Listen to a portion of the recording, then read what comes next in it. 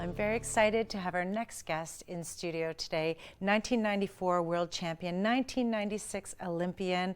Claire Smith has done so much with her life, past Olympian athlete. She's become an athlete and a champion in her life after that. Welcome to the show. How are you? Thank you. My gosh. How am I? I don't know. I know. You're great. You look great. So many things have changed since everybody has seen you on that Olympic stage.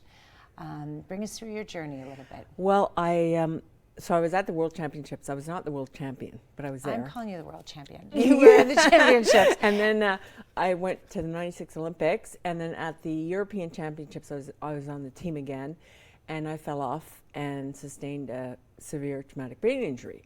So I had post-traumatic amnesia for 4 months, which is you can't store memories. Mm-hmm. So I don't remember that time at all, which is probably a good thing. Yeah. Because I probably don't want to remember it. Then I went into hospital in Canada, and anyway, 3 years after I fell off, I went back to Ottawa U, did an MA, and then a PhD. Yeah, because you didn't stop there. Like, you just definitely, I guess what I'd love to say, and we will, you're here because you've published your book. We'll talk a bit more about that later. But I know everybody will see the depths of all your thoughts in there. But what was it like when you had to make that transition? Because you knew that you had a passion for what you were doing. Well, I didn't accept it at first. Arthur Frank, who was from the University of Calgary, has 3 different types of illness narratives. One's chaos, which is what my parents were in when I first got hurt. There's no time frame. It's just, everything's just a mess. And then there's a restitution narrative where you want to go back to your old life. And that's what I did. For 2 years, I tried to go back, and it took a long time for me to realize that it was not going to happen. When you were trying to go back, did you know something was nagging you, that you weren't ready to go back? Or No, well, it wasn't really not being ready, it's I couldn't. Yeah. No, not at first. I was totally oblivious. Yeah. And then afterwards, I became aware.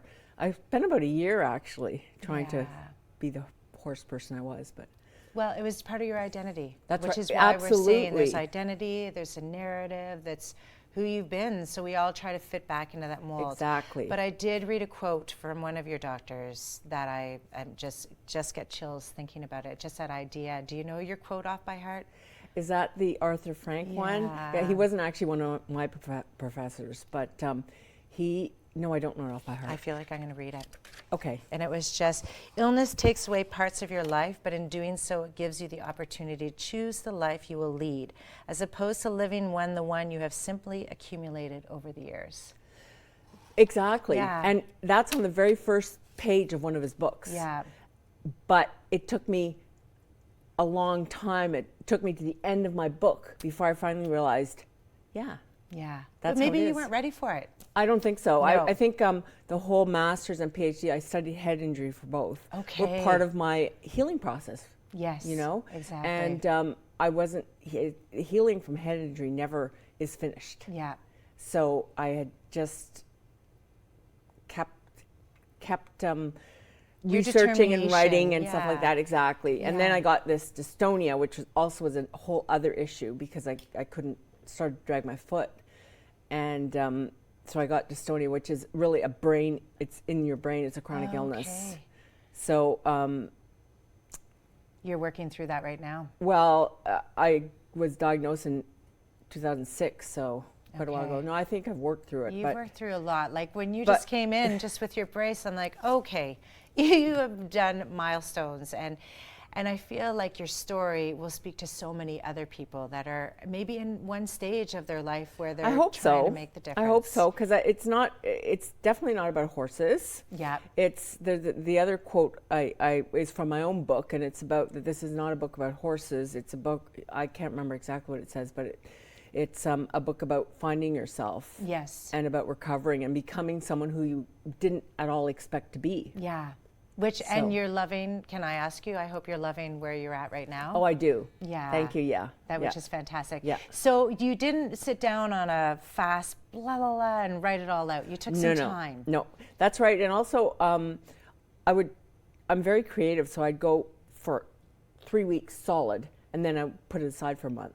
Yeah. You know, and I was still doing other things. It was by no means a full time.